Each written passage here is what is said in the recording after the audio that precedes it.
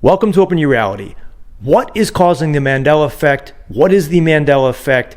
What is its significance? And what is it telling us about this reality? These are the questions I asked Brian Staveley when I had him on my show last year, back in April.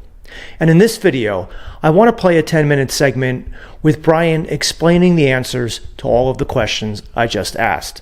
You know, oftentimes I'll conduct interviews and they'll go for an hour and a half, maybe 2 hours long. And sometimes people don't tune in to watch them just simply because they don't want to watch the long form content, or for whatever reason, maybe they missed the show. But there are hidden gems of wisdom in some of these interviews, and I pulled out 10 minutes of it with Brian talking about the Mandela effect that I think you're really going to love. So without further delay, here's that clip. Sure. Mandela effect is basically shifts in this reality where physical matter and other things, physical matter we'll start with, where physical matter is actually changed and retroactively all the way in the past. So when people are presented with the Mandela effect, say by a website or something, it certainly appears like they're trying to tell you about the Mandela effect, but it's just gatekeeping us. What they're doing is they've successfully minimalized us to make people think it's all about movie quotes and brand changes and all that. While many of those are legitimate Mandela effects, it goes much deeper, which we'll get into later. But so let's just say something, for instance, like something most people would know, stovetop stuffing, okay? Stovetop stuffing has now never existed in this reality. It's a Mandela effect. In this reality, it's always been craft, okay? So anybody that's watching this, if you remember stovetop stuffing, what I'm telling you is this is not a brand change. I'm telling you, even if you had a box that's been in your basement for 20 years, if you go look at it now, it's going to be craft, not Stouffer's. Also with Mandela effects, what will happen is when people want to say that this isn't happening, they will always say the same thing to start with. They'll say, well, companies and logos and brands can change names, Brian. Absolutely. I mean, that happens all the time. Of course they can. But the stuff that I present are not company logos and brand changes. And if they are, the people that say this isn't real would simply be able to come and show us, hey, this is when Stouffer's sold to Kraft in 1989. This isn't a Mandela effect. But the Mandela effect goes retroactively all the way into the past. It includes video coverage, everything. So another big one, like Mr. Rogers' Neighborhood. He used to come through the door every day and sing, "It's a beautiful day in the neighborhood, a beautiful day for a neighbor."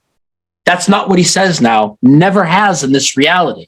Now, some people watching this, if you haven't heard this, you're going to be like, what do you mean? He always sang, "It's a beautiful day in the neighborhood." I sang it myself. There's endless parodies of it. Everybody knows that's what it is. You should go check that footage. And it doesn't matter how old it is. It's not about new episodes uploaded online where people can manipulate it online.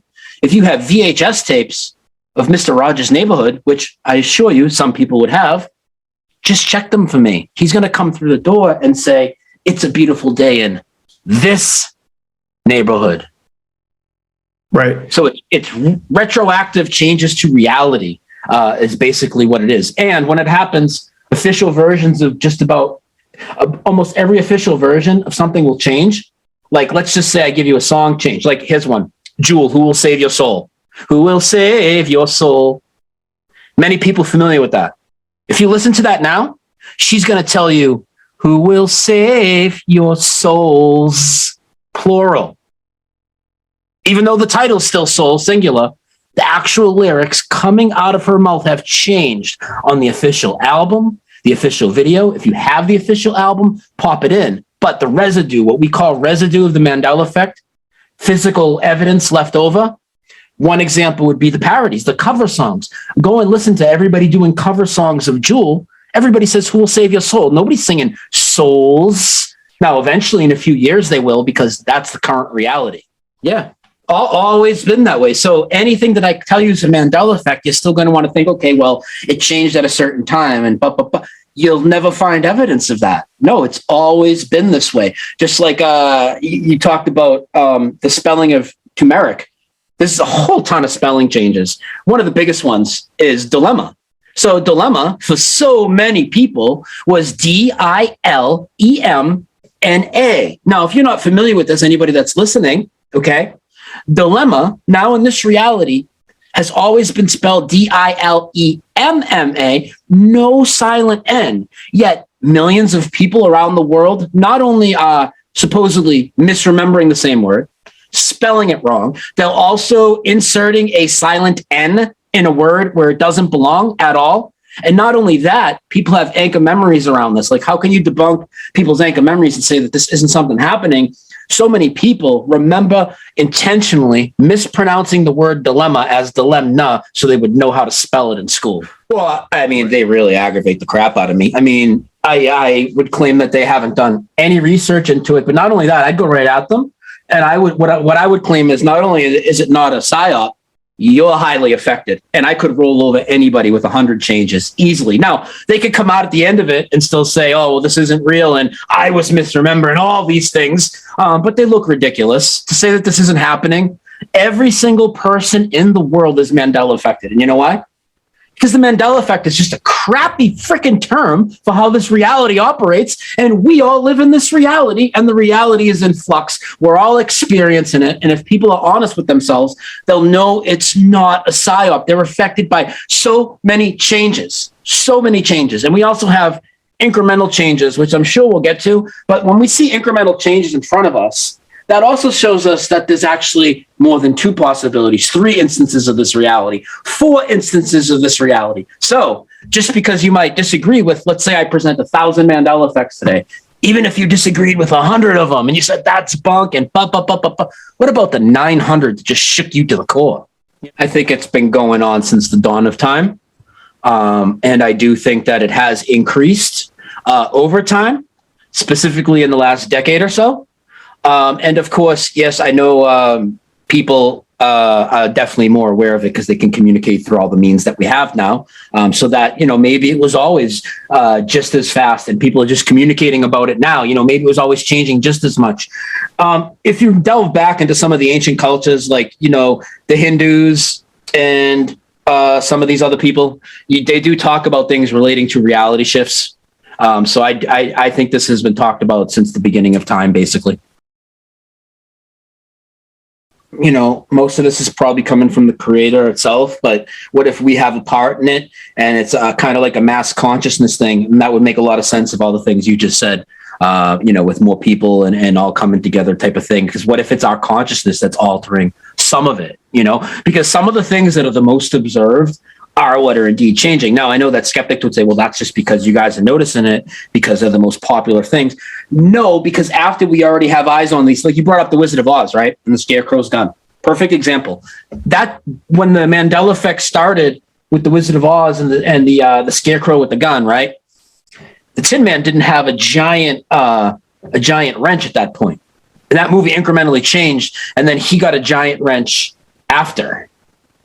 So we had eyes on this. We're watching these things as they change. Does our observations of things as a mass group of people have an effect on it? It may. I mean, look at the King James Bible. King James Bible is obviously the Bible that's having the most changes and having the changes first in many cases. Why is that? Well, I always speculated it's because it's the most observed. Why is Star Wars have so many changes in it? Well, because it's the most observed. Now, and I think there's a reason for that. If it also what we just speculated on, our consciousness, or if indeed it is the creator, like I tend to lean towards, what better way than to wake people up to the nature of this reality and to make changes in the most observed things? I look at this place as a test, first off, right? I think that we're here for a test, and I do think that it's going to be kind of like a graduating process to graduate kind of spiritually out of here into the next level, which is probably a lot more supernatural than this. Now, if you look around, especially after the last 2 years, you can see that there's so many people walking around that are miserably failing the test. Now, I'm somebody that'll tell you, I don't think that people are going to be damned to hell or anything like that. I think that's all fear brought on by religion. But I do think that they're going to fail the test. And maybe this is wild theory by me, by the way. I do think that they're going to fail the test and have to come back and repeat. And what if one of the functions of the Mandela effect is like, let's say there's all these big lion and lamb and body changes and all that. For me, that's all hugely important. But what about some of the stuff that I still think is important because they're reality shifts, but what people would think are less important? Like, what's the purpose of changing which company Ed McMahon worked for? What's the purpose of change, even though that's top 3 Mandela effect for me? What's the purpose of changing the Dash and the Kit Kat or whatever, right? Well, what if when these people repeat, right, they're in a different vessel, but their soul is here, and if things aren't tinkered with enough, What if they start to have a deja vu of their past life or something? So maybe the Mandela effect is multifaceted. It's a spiritual test to see who's ready for the next level. It's also a complete rewriting of this reality for when people come back. Please. Could be that. Well, I think whoever created this place, whether people want to call it God or whatever their faith has them name, whatever the creative force is that created the earth, I believe my take is God created the green earth that we walk on, nature. He gave us everything plentiful that we need, even though we've been tricked to think that this is scarce and that is scarce and there's no land and, all these lies that they give us to mentally enslave us. But I believe that the devil basically, or the bad side, or the opposing force, came in with all the physical matrix, all the deception and everything on top of that. And I think that God is supernaturally altering a lot of this. And he's actually, a lot of the things that have changed seem to be exposing a lot of the fraud as well. Like all these agencies involved with the current PSYOP have their names Mandela affected. This changes in 9/11. This changes in that thing in Connecticut. This changes within NASA. I mean, this changes in a lot of things that are lies that are being pointed out. So make it simple. People want to say God and devil, and I don't know if those are real things or whatnot, but I think there has to be some sort of good force that created us, created Earth, gave us life. I think for the most part, that is what's causing the Mandela effect, and probably we have some input into that with our consciousness. Now, I do think that the other side wants to do everything they can to make you not see this. So, of course, we see all the disinformation in the media and all that, and everybody trying to poo-poo this. Unfortunately, a lot of the so-called, truth movement and whatnot, a lot of them have turned a blind eye to this, and they believe the stuff that science says, or they believe that, reality can't change. We must just be misremembering.